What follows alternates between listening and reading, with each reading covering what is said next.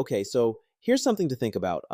Iran's supreme leader, the most powerful figure in the country, hasn't been seen in public for over 6 weeks. That's not just unusual, it's unprecedented.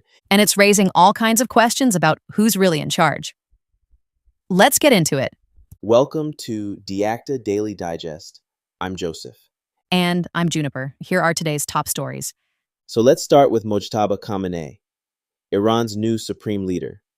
He's been in this role since his father's assassination, but he's practically invisible. No public appearances, no live speeches, just written statements and AI-generated videos. It's like he's a ghost. And that's not just a PR issue. It's creating real uncertainty about the regime's stability. Reports suggest he was seriously injured in the same attack that killed his father, with burns, surgeries, and even needing a prosthetic leg. If that's true, it explains why he's staying out of sight, but it also raises questions about his ability to lead. Exactly. And in his absence, it seems like the Revolutionary Guard commanders have stepped in to fill the power vacuum.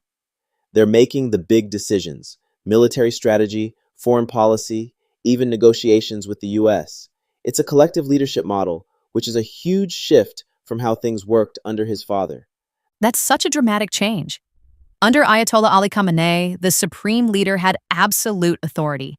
He was the one calling the shots, no questions asked. But Mojtaba doesn't have that same level of control or the same religious and political clout. He's more of a figurehead right now.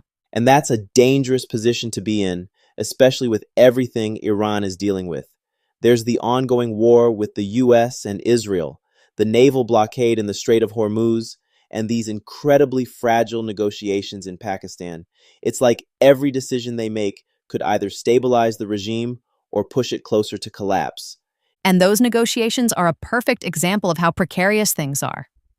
The second round of talks in Islamabad collapsed because the Iranian negotiators didn't even show up. The US extended a ceasefire to give Iran more time, but it's clear there's a lot of internal disarray. And that disarray isn't just about logistics, it's about the power dynamics within the regime. You've got hardliners who see any compromise as a betrayal, moderates who are pushing for diplomacy, and then the Revolutionary Guards, who seem to be running the show. It's a mess. And let's not forget the domestic pressures.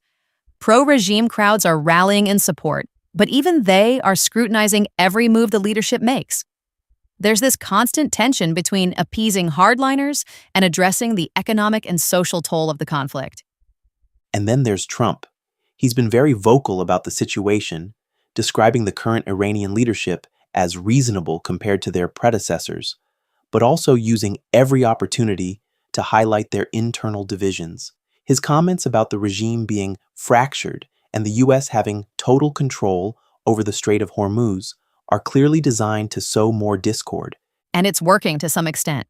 The Iranian leadership is under immense pressure, both domestically and internationally. They're trying to balance the demands of their hardline base with the need to negotiate externally. It's a nearly impossible balancing act. And all of this is happening while Mojtaba remains out of sight.